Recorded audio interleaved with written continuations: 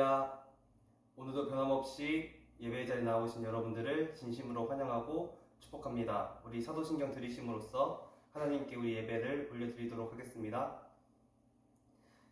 전능하사 천지를 만드신 하나님 아버지를 내가 믿사오며 그 외아들 우리 주 예수 그리스도를 믿사오니 이는 성령으로 잉태하사 동정녀 마리아에게 나시고 본디오 빌라도에게 고난을 받으사 십자가에 못 박혀 죽으시고 장사한 지 사흘 만에 죽은 자 가운데서 다시 살아나시며 하늘에 오르사 전능하신 하나님 우편에 앉아 계시다가 저리로서 산자와 죽은 자를 심판하러 오시리라.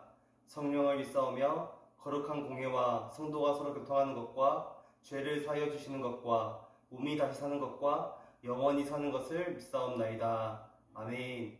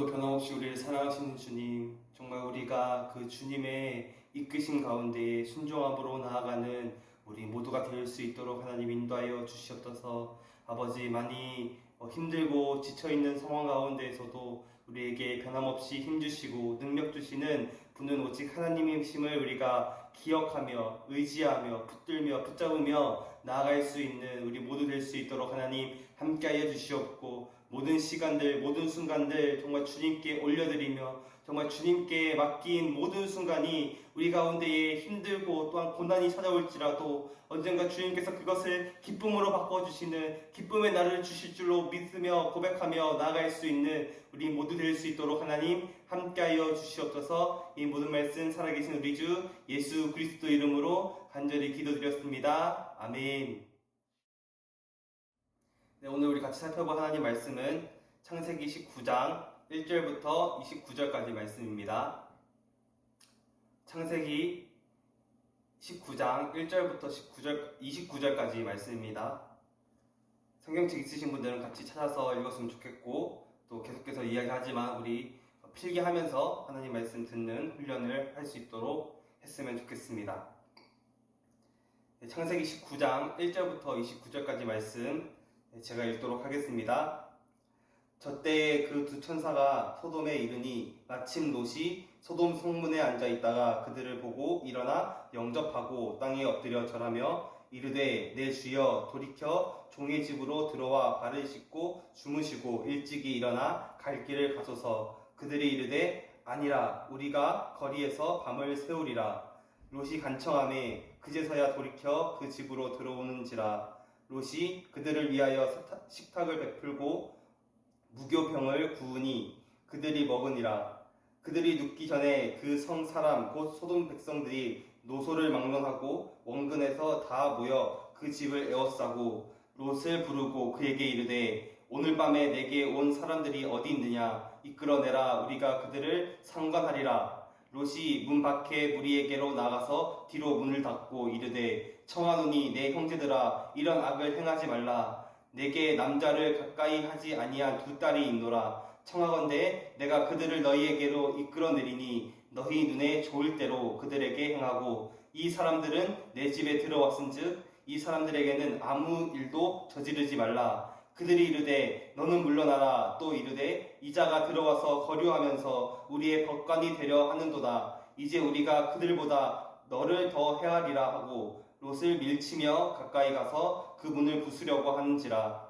그 사람들이 손을 내밀어 롯을 집으로 끌어들이고 문을 닫고 문 밖에 무리를 대소를 막론하고 그 눈을 어둡게 하니 그들이 문을 찾느라고 헤매었더라. 그 사람들이 롯에게 이르되 이외에 내게 속한 자가 또 있느냐. 내 사위나 자녀나 성중에 내게 속한 자들을 다 성 밖으로 이끌어내라. 그들에 대한 부르짖음이 여호와 앞에 크므로 여호와께서 이곳을 멸하시려고 우리를 보내셨나니 우리가 멸하리라. 롯이 나아가서 그 딸들과 결혼할 사위들에게 말하여 이르기를 여호와께서 이 성을 멸하실 터이니 너희는 일어나 이곳에서 떠나라 하되 그의 사위들은 농담으로 여겼더라. 동틀 때에 천사가 롯을 재촉하여 이르되 일어나 여기 있는 내 아내와 두 딸을 이끌어내라. 이 성의 죄악 중에 함께 멸망할까 하노라. 그러나 롯이 지체하매 그 사람들이 롯의 손과 그 아내의 손과 두 딸의 손을 잡아 인도하여 성 밖에 두니 여호와께서 그에게 자비를 더하심이었더라. 그 사람들이 그들을 밖으로 이끌어낸 후에 이르되 도망하여 생명을 보존하라. 돌아보거나 들에 머물지 말고 산으로 도망하여 멸망함을 면하라. 롯이 그들에게 이르되 내 주여 그리 마옵소서. 주의 종이 주께 은혜를 입었고 주께서 큰 인자를 내게 베푸사 내 생명을 구원하시오나 내가 도망하여 산에까지 갈 수 없나이다. 두렵건대 재앙을 만나 죽을까 하나이다. 보소서 저 성읍은 도망하기에도 가깝고 작기도 하오니 나를 그곳으로 도망하게 하소서. 이는 작은 성읍이 아니니이까 내 생명이 보존되리이다. 그가 그에게 이르되 내가 이 일에도 내 소원을 들었은즉 내가 말하는 그 성읍을 멸하지 아니하리니 그리로 속히 도망하라. 내가 거기 이르기까지는 내가 아무 일도 행할 수 없노라 하였더라. 그러므로 그 성읍 이름을 소알이라 불렀더라. 롯이 소알에 들어갈 때에 해가 돋았더라. 여호와께서 하늘 곧 여호와께로부터 유황과 불을 소돔과 고모라에 비같이 내리사 그 성들과 온 들과 성에 거주하는 모든 백성과 땅에 난 것을 다 엎어 멸하셨더라. 롯의 아내는 뒤를 돌아보았으므로 소금 기둥이 되었더라. 아브라함이 그 아침에 일찍이 일어나 여호와 앞에 서 있던 곳에 이르러 소돔과 고모라와 그 온 지역을 향하여 눈을 들어 연기가 온기가마의 연기같이 치솟음을 보았더라. 하나님이 그 지역의 성을 멸하실 때에 곧 롯이 거주하는 성을 엎으실 때에 하나님이 아브라함을 생각하사 롯을 그 엎으시는 중에서 내보내셨더라. 아멘. 사랑하는 우리 중고등부 친구들, 한 주 동안도 주님 안에서 건강하게 잘 지내셨나요? 계속해서 날이 더워지고 있는 것 같습니다. 이럴 때일수록 우리가 건강을 잘 챙겨서 학교에서 공부할 때나 또 아니면 외출할 때나 물통을 꼭 지참하셔서 수분 섭취 꼭 잘할 수 있도록 했으면 좋겠고, 그렇다고 너무 에어컨이나 선풍기를 의존하면 냉방병에 걸릴 수도 있으니까 이 점 잘 유의해서 몸 관리 잘 하시기를 바랍니다. 우리는 저번 시간에 하나님과 아브라함의 대화 속에서 의인이란 누구인가에 대해서, 그리고 그 의인은 어떤 삶을 살아가야 하는가에 대해서 알아보았습니다. 의인은 도덕적으로 윤리적으로 착하고 완벽한 사람을 말하는 것이 아니라 매 순간 하나님을 의지하는 사람이 바로 의인이라고 했습니다. 하지만 그 어느 누구도 의인이 될 수 없다고 말하였습니다. 하나님과의 관계가 깨어져 버린 우리는 완전한 의미에서 의인이 아닌 것입니다.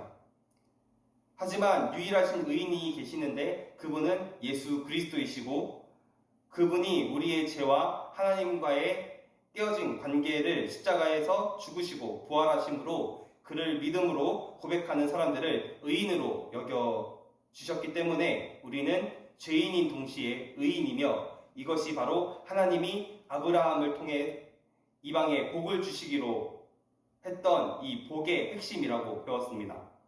우리의 연약함에도 불구하고 우리를 의인으로 불러주셨기 때문에 우리는 의인이 될 수 있었던 것입니다.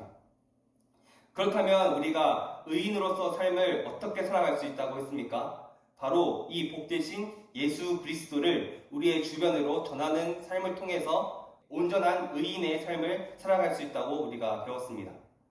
우리를 더 이상 죄인이라고 악인이라고 부르시지 않으시고 의인으로, 하나님의 백성으로, 하나님의 자녀로, 성도로 불러주신 그 은혜를 기억하며 우리의 삶 속에서 예수님을 전하는 것이 바로 진정한 의인의 삶인 것입니다. 그렇다면 오늘 본문을 확인해 보겠습니다. 오늘 본문의 초점은 다시 아브라함이 아닌 다른 인물에 초점을 맞추고 있습니다. 그 인물은 바로 롯입니다. 롯은 아브라함의 조카로 소돔 땅에 정착해서 거주하고 있던 인물이었습니다. 아브라함에게 있어서는 자녀가 생기기 전에 자신의 후계로 생각했을 만큼 아끼는 조카였고 하란 땅을 떠나온 유일한 가족이었기 때문에 그에 대한 애착은 아주 강했을 것입니다. 아브라함의 이런 조카 사랑의 대표적인 예시가 바로 우리가 살펴보았던 창세기 14장에 나타났던 롯의 납치 사건에 의해서 아브라함이 전쟁에 참여하고 대승을 거둔 이야기가 있었습니다. 오늘 본문은 사실 19장 전체를 살펴보려고 했지만 너무 많은 내용을 한꺼번에 다루기에는 조금 무리가 있을 거라고 생각을 해서 전체적인 내용을 통해서 오늘 우리에게 주시는 하나님의 교훈을 찾아보려고 합니다. 먼저 오늘 19장 내용은 18장 내용과 이어지는 내용으로 하나님의 소돔과 고모라의 심판에 대한 이야기로 진행이 됩니다. 크게는 4가지의 큰 이야기와 1가지의 에필로그로 구성되어 있다고 볼 수 있습니다.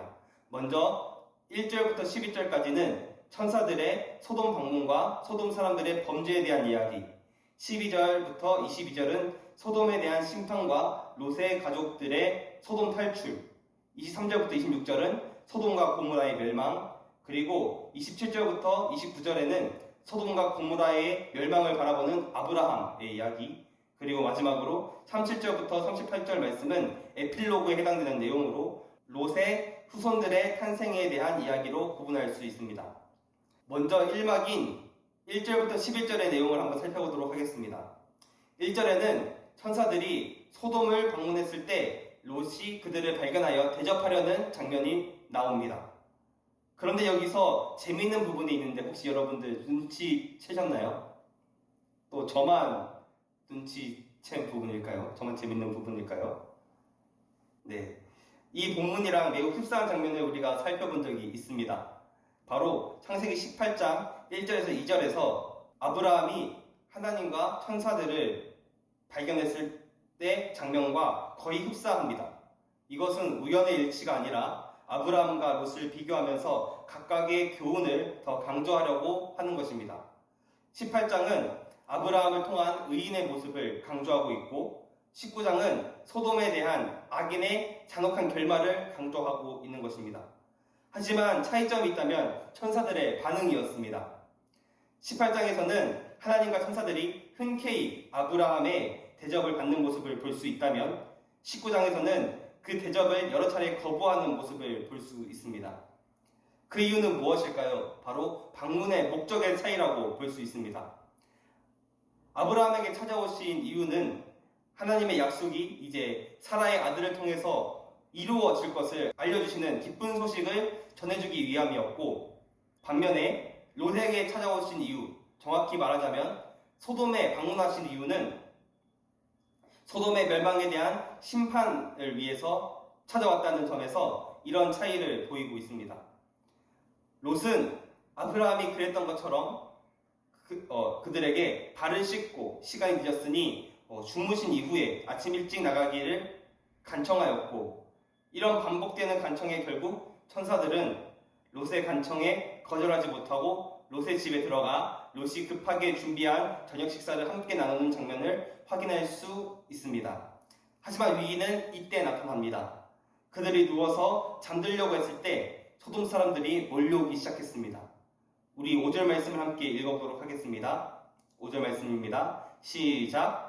롯을 부르고 그에게 이르되 오늘 밤에 내게 온 사람들이 어디 있느냐 이끌어내라. 우리가 그들을 상관하리라. 아멘. 여기서 소돔 사람들이 이 천사들을 상관하겠다고 하는 것은 자기들이 이들을 대접하겠다라고 하는 의미가 아니라 이들과 성적인 관계를 맺겠다고 말하고 있는 것입니다. 더 나아가 단순한 성관계를 말하는 것이 아니라 동성 간의 성관계와 집단적인 성관계를 나누길 원하는 소돔 사람들의 모습을 볼 수가 있습니다. 이것은 음란한 문화를 가지고 타락했던 소돔과 고모라의 현실적인 모습이었습니다.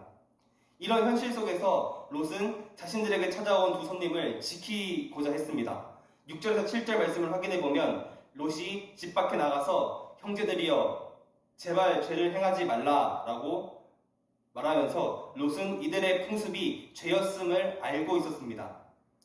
그러면서 8절에는 이 두 사람을 더럽히지 말고 차라리 내게 있는 아직 결혼하지 않은 두 딸이 있는데 이들을 당신들이 좋을 대로 하시오라고 말하고 있습니다.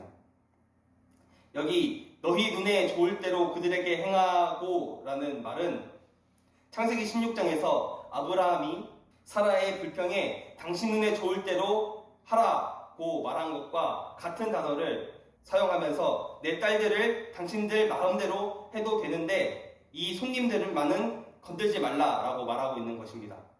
롯의 모습은 어떤 면에서 자신의 손님들을 죄로부터 지키는 모습을 보이면서도 방법적으로는 선하지 않은 방법을 행했기 때문에 그의 연약함을 알 수가 있습니다. 이런 롯을 향하여 소돔 사람들은 이자가 들어와서 거류하면서 우리의 법관이 되려 하는도다 라고 말하는데, 이 말은 아니 어디서 굴러 들어온 돌이 우리를 판단하려고 해 하는 말과 같은 것입니다.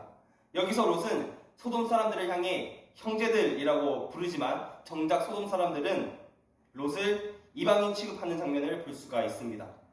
결국 롯의 제안은 거절당하게 됩니다. 하지만 이때 롯의 집에 거했던 두 명의 천사들은 롯을 집으로 대피시키고 본격적으로 소돔과 고모라를 심판할 준비를 합니다.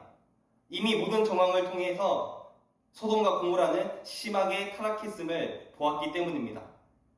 이제 임하기 시작됩니다. 천사들은 롯의 가족들을 대피시키려 했고 집에 있는 롯의 가족들 외에 가족들이 더 있는지 묻습니다.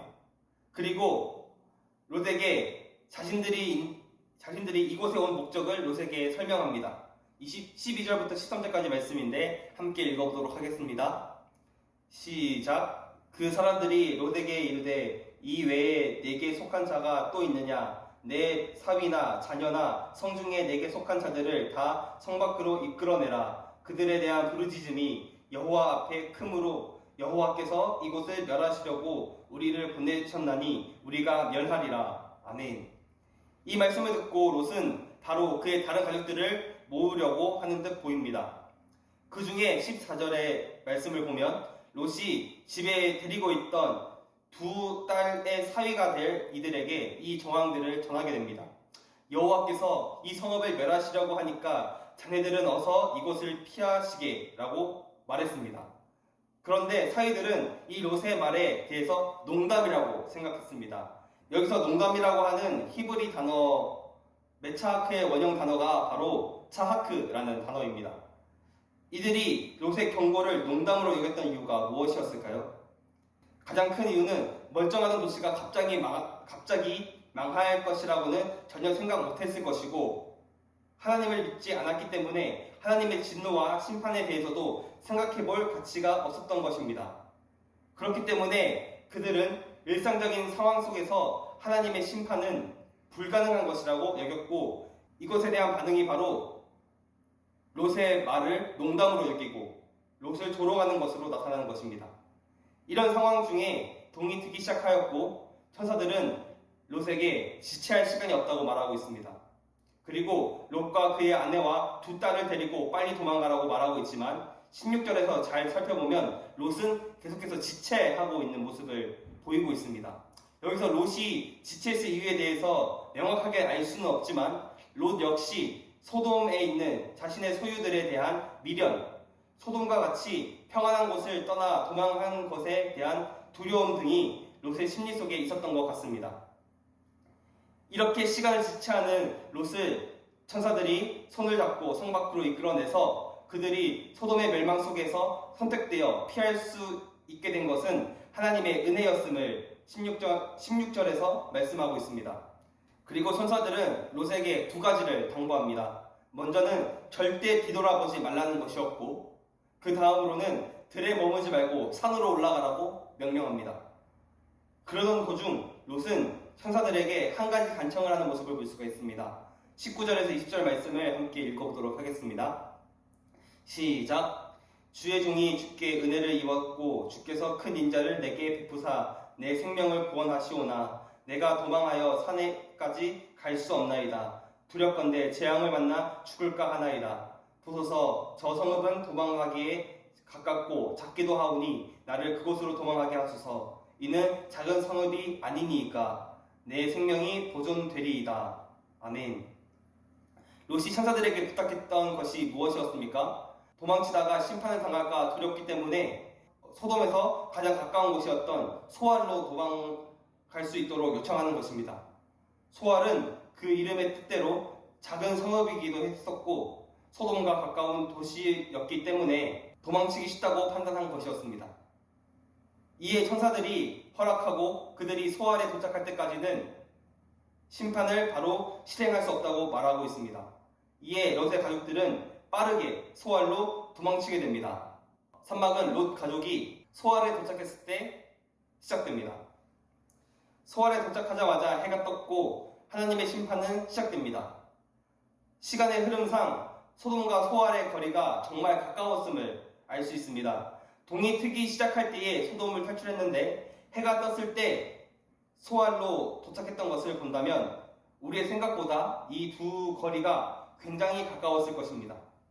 하나님께서 소돔과 고모라를 멸하실 때 하늘로부터 유황과 불이 비같이 내렸고 성들과 온 들과 성에 거주하는 모든 백성들과 땅에 난 모든 것들을 모두 엎으셨다고 말씀하고 계십니다. 이것이 소돔과 고모라의 불의의 결말이었습니다. 26절에는 롯의 아내가 도망하는 도중 뒤를 돌아봄으로써 소금 기둥이 되었다고 기록하고 있습니다. 처음에 저는 이 부분을 읽을 때 롯 가족이 소돔에서 도망치자 하나님의 심판이 소돔과 고모라에 나타났고, 롯의 아내가 하늘에서 불이 떨어지는 것을 보고 호기심에 뒤를 돌아보았을 것이라고 생각했었는데, 사실 롯의 아내는 하나님의 심판이 소돔에 나타나기 전에 그들이 도망치던 도중에 뒤를 돌아보았을 것입니다. 이것이 의미하는 것이 무엇입니까? 바로 롯의 아내는 소돔에 두고 온 것들에 대한 미련이 여전히 있었기 때문에 뒤를 돌아본 것이었습니다. 그 결과 롯의 아내는 소금 기둥이 되는 비참한 최후를 맞이하게 되었습니다. 결국 하나님의 심판을 받은 것이지요. 이렇게 산막은 종료가 되고 사막이 시작됩니다. 사막은 아브라함에게 다시 초점을 맞추고 있습니다. 아브라함은 롯에 대한 걱정 때문에 해가 뜨자마자 바로 소돔 쪽으로 눈을 돌려 상황을 확인합니다. 정말 안타깝게도 아브라함의 기도와 간구에도 불구하고 소돔과 고모라 지역에 피어오르는 연기를 바라보며 아브라함의 마음은 정말 힘들었을 것입니다. 물론 하나님의 크신 은혜로 롯을 심판으로부터 면하게 해주셨지만 그 역시도 하나님께서 아브라함의 간구를 생각하셔서 롯을 안전하게 구해 주신 것입니다. 여기까지가 소돔과 고모라에 대한 심판의 내용이었고, 이후 30절부터 38절까지 내용은 에필로그에 해당되는 부분으로서 롯의 자손인 모압과 암몬의 기원에 대해서 이야기하는데 매우 비상식적인 방법으로 그 대가 이어지는 것을 확인할 수 있습니다. 오늘 전체적인 본문의 분위기가 어떻습니까, 여러분? 아주 어두운 분위기 속에서 하나님의 진노가 나타나는 부분이었습니다. 그런데 우리가 이 본문을 읽을 때 흔히 하는 실수가 있습니다. 그것은 바로 우리가 타자의 시점으로 나와는 전혀 상관없다는 듯이 이 이야기를 읽을 때가 많이 있습니다. 그러나 이것들은 우리의 신앙생활에 있어서 전혀 다른 세계의 이야기가 아니라 우리의 이야기임을 기억해야 합니다. 오늘 우리는 이 본문에서 나타난 4가지 부류의 사람들을 통해 우리의 신앙의 모습을 점검해 볼 필요가 있습니다. 먼저는 소돔 사람들입니다. 이 사람들의 특징은 무엇이었습니까? 자신들의 쾌락을 위해서 롯의 손님으로 온 2명의 천사들을 겁탈하려고 했습니다. 상관하다는 단어는 성적인 관계를 맺는 것을 의미하였고, 이것은 동성간 그리고 집단적인 것으로 이해할 수 있습니다. 오늘 우리가 살펴볼 것이 동성애에 대한 부분은 아니기 때문에 더 자세히 설명은 하지 않겠습니다. 하지만 중요한 것은 이만큼 소돔과 그 지역이 매우 문란한 문화 속에 있었다는 것입니다. 성적인 타락으로 나타난 소돔의 죄악의 무거움이 결국 이 땅의 심판을 초래한 것입니다. 그리고 그 성 안에는 의인이 없었습니다. 여기서 우리가 발견할 수 있는 것이 무엇입니까? 이것은 비단 소돔과 고모라의 모습이 아니라 하나님 앞에 범죄한 모든 사람들의 공통적인 모습인 것입니다. 하나님을 따르기보다는 자신의 쾌락을 우선으로 삼고 하나님이 마치 없는 것처럼 살아가는 모습의 대표적인 예시가 바로 소돔과 고모라 사람들의 상태였던 것입니다. 여기에 모인 우리들은 어떻습니까? 우리도 본질적으로 하나님 앞에 범죄한 죄인들이기 때문에 우리의 본성은 소돔과 고모라의 죄성과 전혀 다를 바가 없습니다. 전도사님, 저는 그래도 소돔과 고모라 사람들처럼 나쁘지는 않은데요? 너무 심하게 말씀하시는 거 아닌가요? 라고 말씀하실 수도 있습니다. 하지만 성경에서는 분명하게 의인은 없나니 아무도 없다라고 말하고 있습니다. 이 말의 뜻은 무엇일까요? 우리도 본질상 죄의 진노를 피할 수 없는 죄인들이라는 뜻입니다. 우리 모두는 소돔과 고모라 사람들과 차이가 없는 죄인들임을 기억해야 합니다. 오늘 본문이 말하고 있는 2번째 부류의 사람은 누구일까요? 바로 롯의 사위들입니다. 이 사람들은 사실상 소돔과 고모라 사람들과 같은 부류의 사람들이기 때문에 그들과 함께 묶어서 설명해야 하지만 따로 떼어놓은 것은 이 사람들의 반응에 대한 강조를 위해서입니다. 이 사람들은 천사들로부터 받은 하나님의 진노에 대한 심판에 대해서 들었고 빨리 도망치라는 말을 들었지만 그것을 그저 농담으로 여겼습니다. 이들을 통해 우리가 확인할 수 있는 것이 무엇일까요? 바로 심판에 대한 낙관적인 태도입니다. 하나님의 심판이 임할 것이라는 경고에도 불구하고 그들은 그것을 장인의 농담, 조금 더 강하게 얘기하면 롯이 헛소리를 하고 농망이 난 것처럼 조롱하는 모습을 볼 수가 있습니다.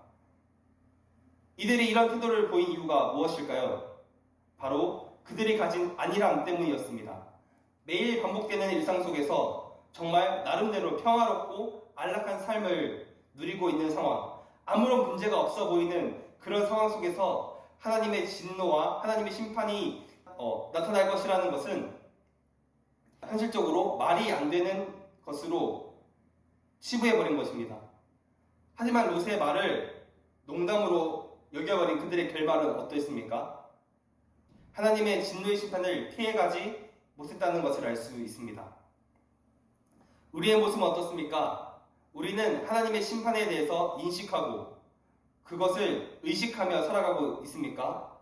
성경은 계속해서 하나님의 심판이 있을 것이라고 우리에게 강조하고 있습니다. 죄에 대한 심판이 반드시 있을 것이라고 예고하고 있는 것입니다.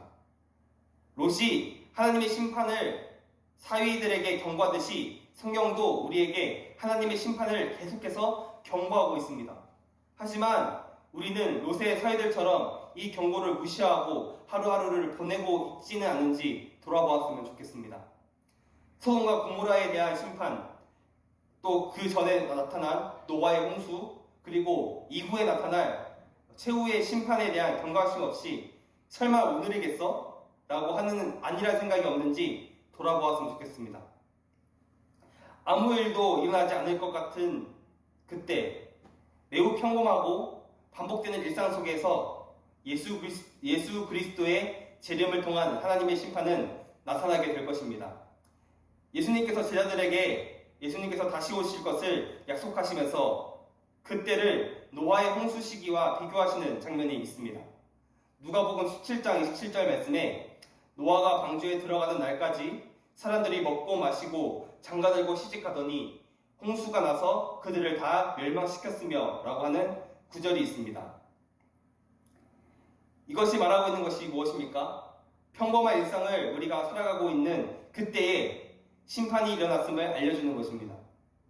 노아의 홍수와 소돔과 고모라의 심판처럼 마치 예수님이 다시 오시는 날 모든 사람들이 하나님의 의로운 심판대 위에 서는 그날은 우리가 생각하지도 못할 그때 마치 도둑이 예고하지 않고 집으로 찾아오듯이 일어나게 될 것을 강조하고 있는 것입니다. 그러니 우리는 이 심판에 대한 경각심을 항상 가지고 있어야 합니다. 이 심판은 죄인이라면 피할 수 없는 하나님의 공의를 드러내시는 것임을 우리가 기억해야 합니다. 소돔과 고모라 사건은 장차 우리에게 일어날 하나님의 심판을 보여주는 예시입니다. 오늘이 될 수도 있고 내일이 될 수도 있고 5년 뒤, 10년 뒤, 30년 뒤 아니면 그보다 더 이후의 시간이 될 수도 있지만 예수 그리스도의 재림으로 나타나는 하나님의 심판은 반드시 있을 것이라는 경각심을 가지고 우리에게 맡겨진 일상을 하나님 앞에서 살아낼 수 있는 저와 여러분이 되었으면 좋겠습니다. 세 번째, 소돔에 있는 사람의 부류는 바로 롯의 아내입니다. 하나님께서 롯과 함께한 롯의 아내 그리고 롯의 두 딸에게 롯과 같이 소돔의 심판으로부터 생명으로 나아갈 수 있는 기회를 주셨습니다. 이것은 의인의 간구를 들으신 하나님의 은혜의 선물이었습니다. 하지만 하나님께서는 천사들을 통해 소돔에서 도망치는 동안에는 들판으로 피하지 말고 절대 뒤돌아보지 말라고 말씀하셨습니다. 그리고 롯의 가족들이 소알로 도망치는 도중에 소돔의 심판이 시작될 것을 알려주셨습니다. 이 말씀을 듣고 롯의 가족은 도망치지만 롯의 아내는 도망치는 도중 뒤를 돌아보게 됩니다. 그리고 결국 소금 기둥이 되어버리죠. 롯의 아내가 뒤를 돌아본 이유가 무엇이었을까요? 롯의 아내는 하나님의 은혜로 소돔의 심판을 면할 기회를 얻었지만 여전히 소돔이라는 곳이 주는 메리트, 평안하고 안전한 곳, 많은 재산이 있었던 소돔에 대한 미련이 남아있었기 때문에 결국 뒤를 돌아보게 된 것입니다. 하나님이 경고하신 것은 단순히 뒤를 돌아보는 행위가 아니라 하나님이 아닌 세상에 주는 안락과 평안을 구하는 것이었습니다. 진정한 평안을 주시는 분, 심판의 주권을 가지고 계시며 의인을 보호하시고 살피시는 분은 하나님이심에도 불구하고 하나님보다는 소돔이 주는 유익, 그것을 구했던 롯의 아내는 결국 도망치는 도중에 소돔을 바라보게 되었고 그 결과로 결국 소금 기둥이 되는 심판을 받게 된 것입니다. 롯의 아내의 모습을 통해 우리가 확인할 수 있는 것은 무엇일까요? 우리가 의인의 삶, 심판의 저주가 아닌 생명의 삶을 누리기 위해서는 우리의 삶의 초점이 세상이 아닌 하나님께 맞춰져야 함을, 하나님의 뜻대로 살아가는 삶에 집중하는 삶을 살아가야 함을 우리가 기억해야 합니다. 그런 부분에서 롯의 아내는 여전히 의인의 삶이 아닌, 하나님을 의지하는 삶이 아닌 자신의 유익을 따르는 삶을 살아가는 것입니다. 마지막으로 살펴보아야 할 사람은 바로 롯이 있습니다. 오늘 본문을 전체적으로 살펴보면 죄와 타락으로 인해 하나님의 심판이 소돔과 그 주변 지역에 임하게 되는 것을 볼 수가 있습니다. 이것은 하나님의 공의가 그 땅 가운데 드러난 사건이었습니다.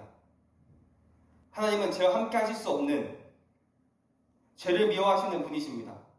그래서 우리가 이 본문을 읽을 때 하나님은 무섭고 심판하시는 두려운 존재로만 이해하기가 쉽습니다. 하지만 오늘 본문에서는 하나님의 진노와 심판만 나타난 것이 아니라 그 가운데 하나님의 은혜, 하나님의 자비하심으로 살아남은 사람들도 있었음을 확인할 수가 있습니다. 그 사람이 누구였습니까? 바로 롯이었습니다. 롯이 하나님의 자비하심과 은혜를 통해 하나님의 진노를 피할 수 있었던 이유는 바로 하나님께서 그를 의인으로 여겨주셨기 때문입니다. 여기서 우리가 기억해야 할 것은 롯이 의인이었기 때문이 아니라 하나님께서 롯을 의인으로 여겨주셨다는 것에 주목해야 합니다. 우리가 오늘 본문을 살펴보면 롯은 소돔과 고모라 사람들보다는 선한 사람이었지만 그가 의인이었다고 보기에는 조금 무리가 있는 것 같습니다. 그가 소돔과 고모라 사람들로부터 그의 손님이었던 천사들을 더럽히지 않게 하기 위해서 노력했던 모습을 보이는 반면 그 방법이 잘못되었음을 알 수가 있었고 하나님의 심판이 이루어질 것은 알았지만 성을 떠나는 것을 주저하는 모습을 보면 그의 연약한 모습이 많이 드러났음을 우리가 확인할 수 있습니다. 하지만 그럼에도 불구하고 하나님께서 그를 의인으로 여겨주신 이유가 무엇이었을까요? 저는 그 해답이 아브라함의 간절한 기도가 있었기 때문이라고 생각합니다. 우리가 창세기 18장에서 확인해 볼 수 있듯이 하나님의 심판이 소돔에 일어날 것을 알게 된 아브라함은 사실상 롯 한 사람을 위해서 하나님께 그 심판을 보류해달라고 계속해서 애원하며 부탁했던 모습을 확인할 수 있습니다.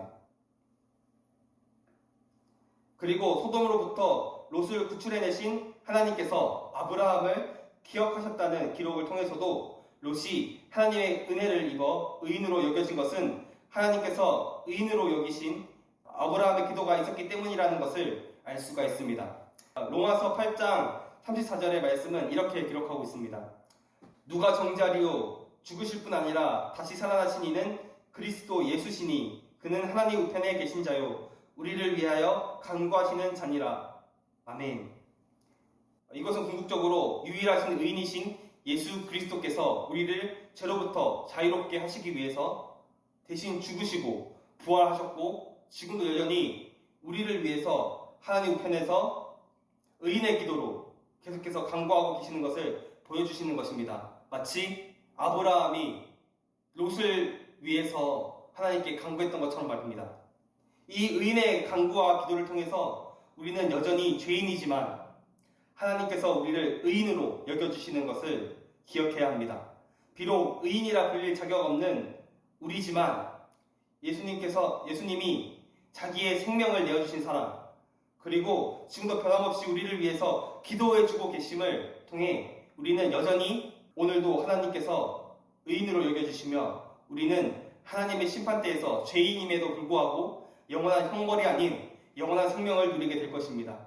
그 이유는 내가 의롭기 때문이 아니라 의롭다고 여겨주시는 은혜가 있었기 때문입니다.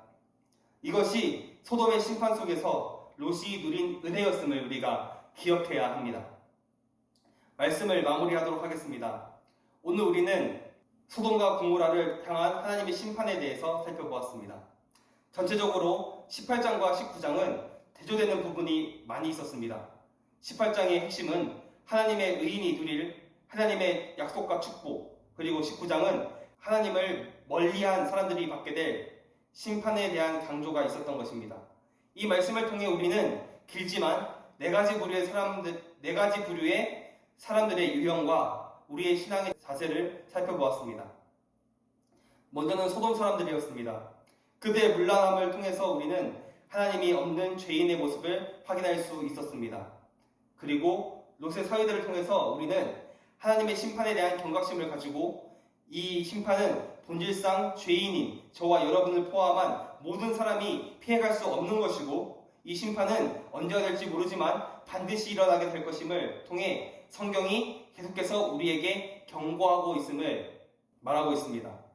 다음으로는 롯의 아내의 경우를 통해서 의인이라 여겨진 우리의 삶은 그 중심이 하나님께 맞춰져 있어야 함을 배울 수 있었습니다.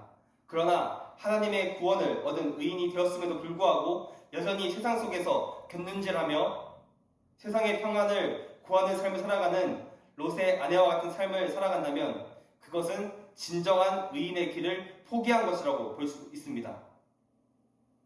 우리는 마지막으로 롯을 통해서 우리는 의인으로 여겨진 사람들에게는 하나님의 자비하심을 통해 하나님의 진노를 피할 수 있게 될 것이라는 것 또한 알 수 있었습니다. 의롭지 않은 사람을 의로운 사람이라고 불러주시고 자녀라고 불러주신 은혜를 우리는 기억해야 합니다.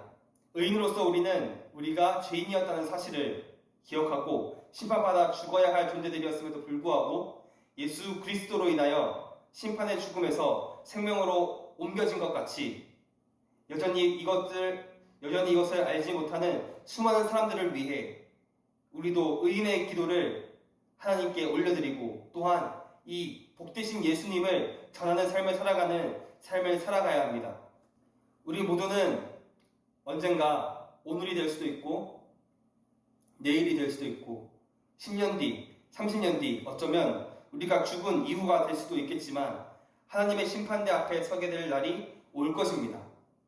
우리의 삶의 모습을 통해서 우리에게 내려질 형벌은 심판과 죽음일 것입니다.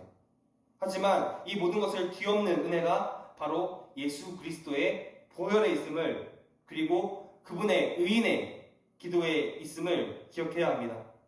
그것으로 인하여 우리는 심판의 죽음에서 생명으로 옮겨질 수 있는 것입니다. 우리의 의로움 때문이 아니라 예수님의 의로우심 때문에 이것이 가능한 것을 기억해야 합니다. 바라기로는 우리 모두가 이 사실을 기억하며 오늘도 우리를 하나님의 자녀로 불러주신 의인이라고 불러주신 그 은혜를 생각하며 우리의 삶에서 그 은혜를 나누며 살아갈 수 있는 우리 중고등부 모든 지체들 될 수 있기를 진심으로 축복합니다. 기도하고 마치도록 하겠습니다. 참 은혜가 많으신 주님 감사합니다. 오늘도 여전히 우리를 사랑하시고 정말 부족하고 사랑받을 자격 없고 정말 하나님의 자녀라고 일컬음 받을 자격 없는 저희를 그럼에도 불구하고 하나님의 자녀로 하나님의 백성으로 의인으로 성도로 불러주신 그 하나님의 은혜를 오늘도 우리가 기억하게 하심에 너무나도 감사드립니다. 아버지, 오늘 우리가 이 소돔의 심판을 통해서 살펴본 것처럼 하나님께서는 하나님과 멀어진 우리를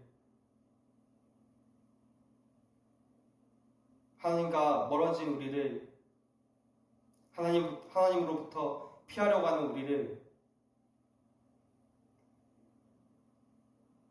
여전히 사랑하셔서 예수 그리스도라는 통로를 통해서 우리가 하나님의 자녀가 되는, 또 하나님의 백성이 되는, 의인이 되는 은혜를 주셨음을 우리가 기억하게 하여 주시옵소서. 또 아버지, 그 삶을 통하여서 정말 우리 또한 여전히 죽어가고 있는 수많은 예수 믿지 않는 사람들을 위하여서 그들을 위해서 기도하고, 이 땅을 위해서 기도하고, 또한 기도와 간구로만 끝나는 것이 아니라 이 복된 예수를 그들에게 전할 수 있는 담대한 힘을 주님께서 허락하여 주시옵소서. 아버지, 우리 한 사람 한 사람의 마음이 너무나도 연약합니다. 이 연약한 마음 붙들어 주시옵고, 아버지, 우리가 늘 하나님만을 의지하며 하나님만을 바라보며 정말 참된 의인의 삶이 무엇인지 우리 삶으로 나타낼 수 있는 우리 한 사람 한 사람 될 수 있도록 주님께서 인도하여 주시옵소서. 이 모든 말씀 살아계신 예수님 이름으로 기도드렸습니다. 아멘. 주기도문 드리심으로써 마치도록 하겠습니다. 하늘에 계신 우리 아버지여, 이름이 거룩히 여김을 받으시오며 나라의 임하옵시며 뜻이 하늘에서 이루어진 것 같이 땅에서도 이루어지이다. 오늘날 우리에게 일용할 양식을 주옵시고 우리가 우리에게 죄 지은 자를 사하여 준 것 같이 우리의 죄를 사하여 주옵시고 우리를 시험에 들게 하지 마옵시고 다만 악에서 구하옵소서. 대개 나라와 근세와 영광이 아버지께 영원히 있사옵나이다. 아멘. 네, 이것으로 오늘 예배 마치도록 하겠습니다. 여러분, 아까도 얘기했던 것처럼 날씨가 계속 더워지고 있어요. 그래서 수분 섭취가 많이 필요할 것 같습니다. 그래서 학교 갈 때든지 외출할 때는 반드시 수통에다가 물 채워서 자주 섭취해 주시고, 또 외출할 때 우리 아직 코로나가 완전히 끝난 것이 아니기 때문에 계속해서 조심하면서 마스크 덥겠지만 마스크 끼고 이런 것들을 생활화하는 습관을 가져서 우리 또 건강한 모습으로 만날 수 있기를 소망하겠습니다. 빨리 만났으면 좋겠습니다, 여러분. 그리워요. 보고 싶어요. 그렇습니다. 네. 그럼 다음 주에 만나요, 여러분. 안녕. 안녕.